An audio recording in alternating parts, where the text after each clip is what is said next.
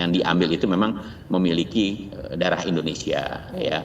Jadi kenapa seperti itu, supaya ikatan emosionalnya itu ada gitu ketika pemain ini menjadi pemain tim nasional atau memperkuat tim nasional gitu.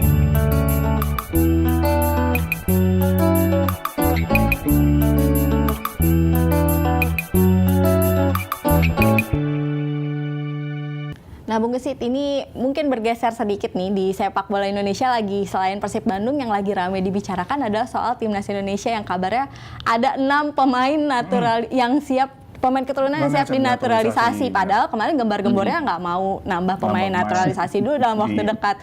Dan sebenarnya 6 nama ini belum ke-spill banget. Nih menurut Bung Gesit gimana, dan mungkin Bung Gesit udah ada nama-namanya nih? Ya, saya mendengar gitu ya, ada beberapa pemain ya. Di antara kemarin yang sempat saya dengar itu kan ada Mitchell Baker ya. Iya, betul. Yang juga kabarnya masuk radar untuk dinaturalisasi. Sebelumnya juga sudah ada nama Luke Valery ya. Luke Valery.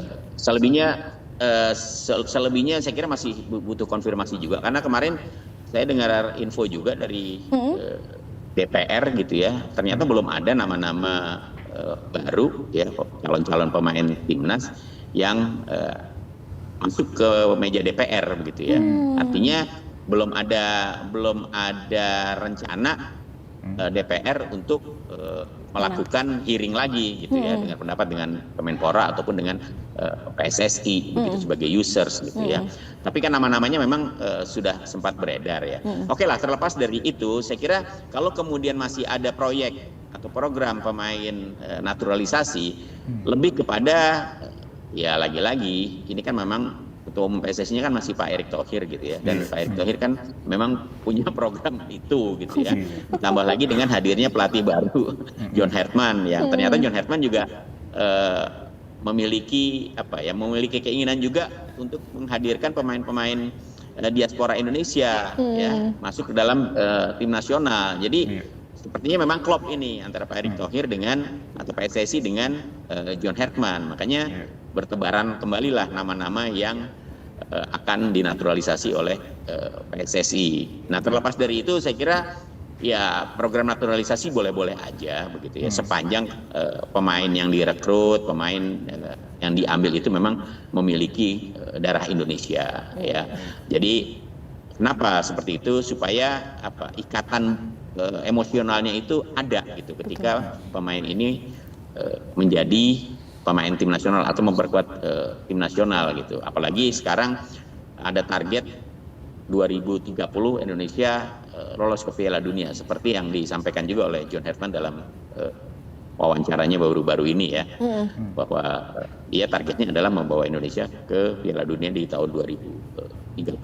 Jadi kalau kemudian masih ada proyek naturalisasi, ya saya pikir itu adalah bagian dari upaya Herman, upaya dari PSSI untuk meloloskan Indonesia ke Piala Dunia 2030. Tapi kan juga harus dilihat mau sampai kapan begitu. Nanti kalau misalnya Ketua Umum PSSI-nya ganti misalnya, bukan Pak Erick Thohir lagi, apakah kemudian juga programnya akan berlanjut atau kembali lagi gitu loh. Kita tetap mengandalkan atau akan mencari pemain-pemain Indonesia asli misalnya seperti itu. Jadi program naturalisasi yang saat ini berjalan, yaitu memang bagian dari upaya kepengurusan PSSI yang sekarang di bawah Pak Erick Thohir untuk mencoba ya mengangkat prestasi Indonesia di level internasional. Kemarin kita sudah ya cukup sukses lah ketika Indonesia bisa melangkah sampai round 4 di kualifikasi Piala Dunia 2026 di zona Asia begitu. Walaupun gagal, setidaknya ada langkah besar yang dicapai oleh timnas Indonesia dalam sepanjang sejarahnya keikutsertaan di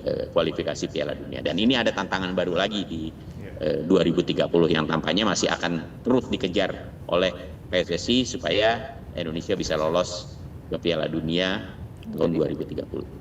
Baik, Bung Gesit. Terima kasih banyak Bung Gesit atas waktunya udah bergabung di Morning Zone hari ini, memberikan informasi-informasi menarik nih.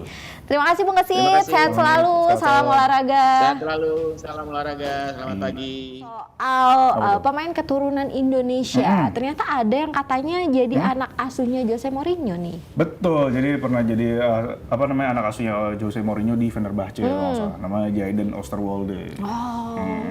Ini termasukkah dalam 5 nama yang udah digembar-gemborkan belakangan ini bakal dinaturalisasi menjadi pemain baru timnas Indonesia, Mas Arum? Nah itu dia, kita belum tahu ya, karena sejauh ini yang baru beredar luas tuh cuma 2 nama, dan dua-duanya striker kan, Luke Vickery dan Baker. Depannya Michael atau Michel lupa pokoknya Michel Baker. Jadi sejauh ini John Herdman di beberapa wawancara bilang udah ada nama-nama dia dan asal negaranya udah ketahuan gitu.